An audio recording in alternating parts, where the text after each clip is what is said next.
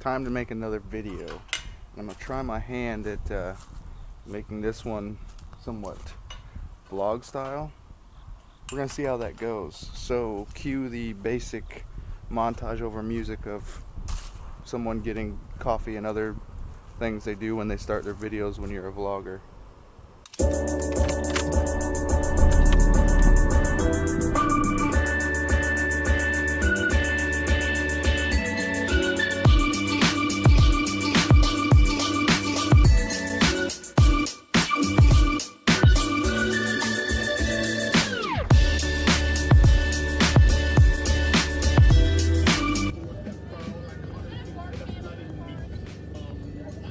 Yeah?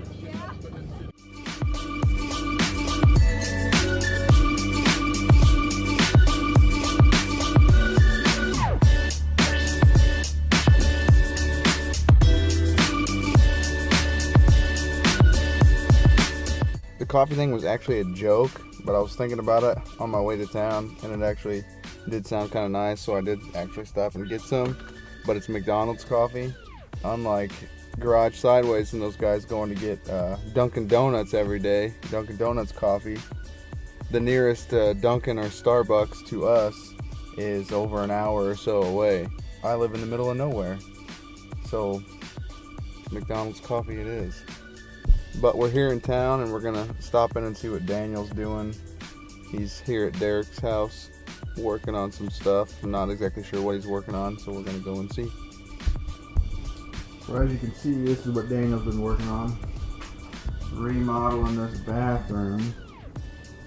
He's got all this drywall up now, and he put the drop ceiling in. So if any of you guys need drywall work done, get a hold of Daniel. Hire him up. He'll do it to it. That's what happens whenever you try to cut your finger off with a hole saw. You're gonna try a handsaw or a razor knife. Yeah, much more effective methods of cutting fingers off. The handsaw feels pretty miserable when you jab it in your finger. I'll tell you what. So it's actually been a couple days since that last clip. Things didn't really work out. We ended up going back and forth to the hardware store a few times, and I started getting a real bad headache and just nothing wasn't really going to get done. So I just called it quits, and I had to work a couple days, but I got a few days off now, so I'm going to try and get as much done on the Mustang as I can, since I'm still waiting on the motor mounts and I don't even know when they're going to be here. But yeah, we're back at Daniel's and we're going to get some stuff done.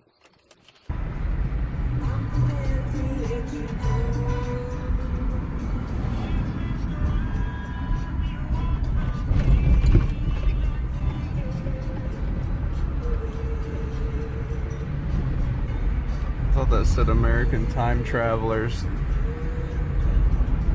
You know, it says Travel Masters. It did tell you found out about it, they swapped it.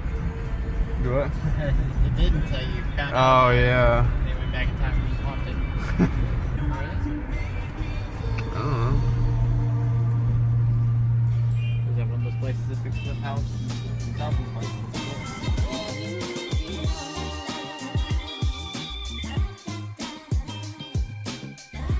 Look at the size of this thing. $1.72. Is it worth it? Probably not. But we're Americans, and we gotta live the American dream. Blocked in by this trailer here. Oh, can we squeeze in? She ain't even paying no attention. Idiot. Alright guys, so I decided to go ahead and get started on pulling the wiring out. There's so much junk in this car. There's so much trash, receipts, and everything else. It's just it's disgusting. Terrible. But yeah, this is what I pulled out of the car so far. The entire back half is gutted as far as interior pieces and stuff go, and look how dirty it was. Just when I bought this car, they had said it was basically a work truck before me. Like, they just used it for a work vehicle, down old dirty roads and everything else. So it's just, I still can't believe the amount of dust and stuff that was under the panels. So yeah, we got the back half done. Now we just need to start pulling the dash out, and then we should be able to start pulling all the wiring.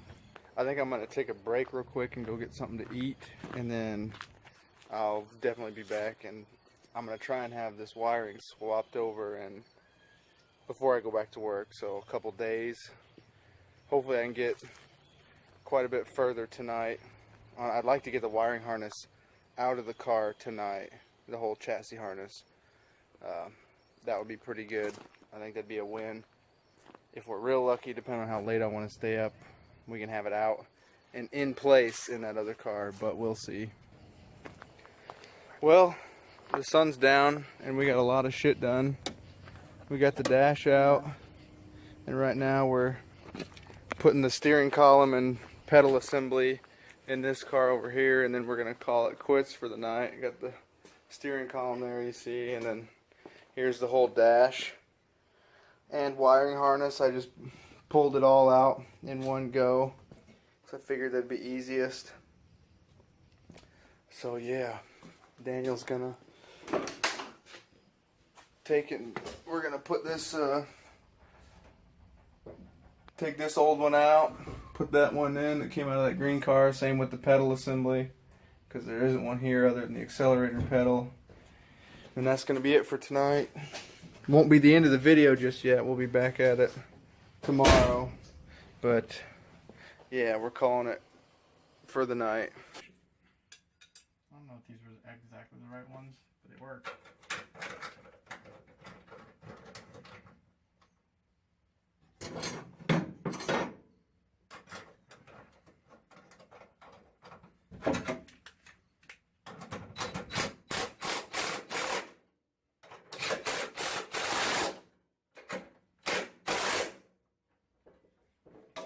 Just good to me.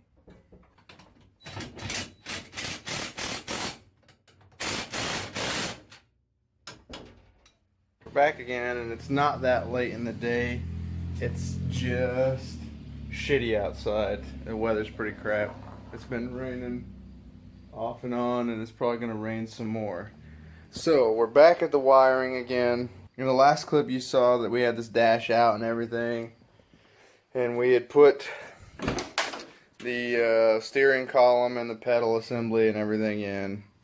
Well, before I get back to putting the dash in the car and hooking the wiring up and trying to move the chassis harness over, I picked up some of this undercoat and sound eliminator. That's why I picked it up. I don't know how well it's gonna work. It's the only stuff that I saw that it said it was rubberized, and it actually said it was for sound elimination. All the other cans didn't really specify, but this one specifically says it's made for undercoating and sound eliminating.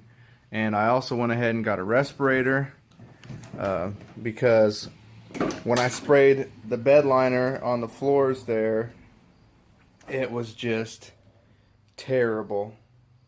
And I hear this stuff is supposed to be just as bad. I'll let you guys hear what it sounds like before and after. And I'm just gonna start by spraying the top, like the two sections in between that brace there in the middle, and see if it helps at all. Now we'll see if spraying that stuff on does anything. One coat done. Now I gotta wait 10 minutes, add another coat. Well guys, I've finished it up. I've used the entire can, but I'm sure it's going to be one of those things that you're probably going to need to use more than one can, because it really didn't seem to do anything. Still just as loud.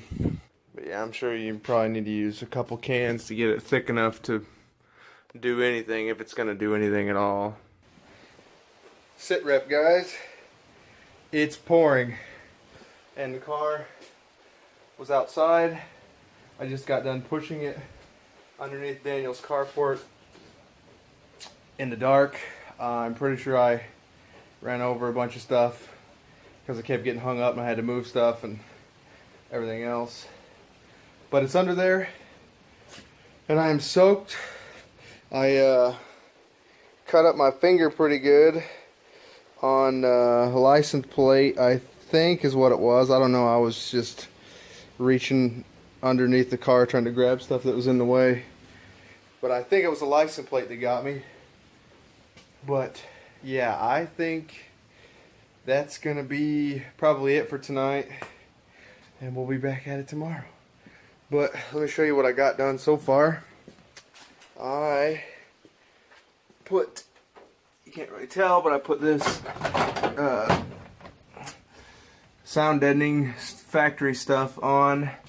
I pulled the heater core out. Well, that's not it. This is it. I pulled the heater core out and everything. That's gonna go back in. Yeah, that's what I was doing. I was getting ready to put that in and then it just came down. And the other car has a busted window, as you guys know.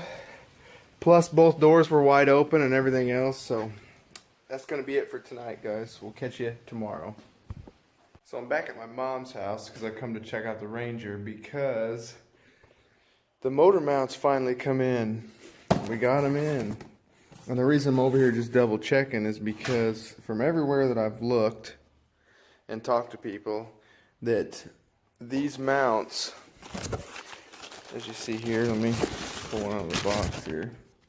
This mount here needs another adapter plate for that to bolt into, that's supposed to bolt here to the crossmember unless you modified it. Well, the previous owner said the only thing that was here was the mount that was attached to the engine, which was just this piece. So I'm thinking that I need that adapter plate that they just drilled the hole to fit this. So I'm gonna find out here in just a second. Let's see here. Oh, look at that. Look at that. And I bet you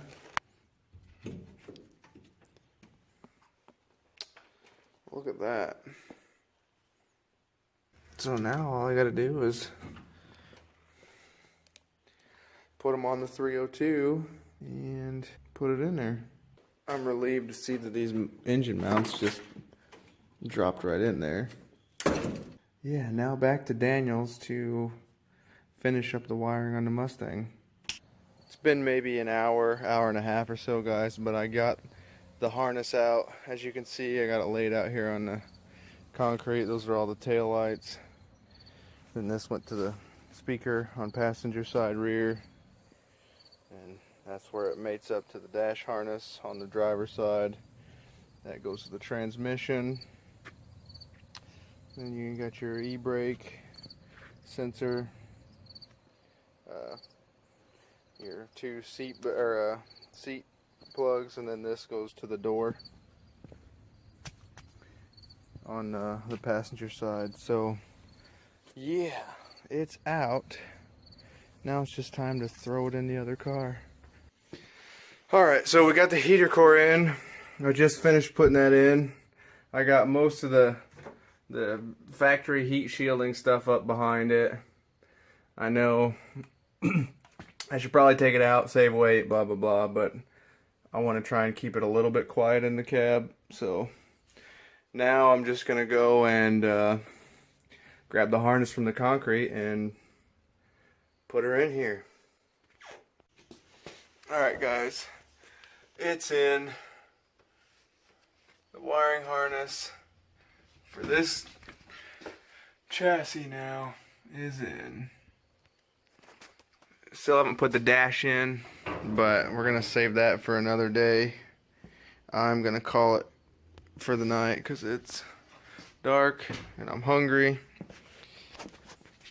So yeah. Alright guys, like I said, I'm gonna call it there. And I'm not gonna lie, I was not motivated at all to do this harness. I just thought it was going to be too much of a pain in the butt and just going to be a real headache. So I've been dragging ass these last 3 days, but it's done. It's there. The dash will be easy to hook up once we put it in and plug the wires in. Appreciate you guys sticking around to the end. Thanks for watching, guys. Next video, we're probably going to be messing with this. And this is probably going to be a nightmare in and of itself, but I'll show you what we got here. This dash here, which it is not the dash that came out of the car. This is the 79 to 86 dash, like I said before in the previous video. Getting it to fit is going to be one problem. Getting the gauge cluster and the headlight switches and everything to work is going to be another. But that's what we're going to tackle next video. Thanks for watching, guys. We'll catch you in the next one.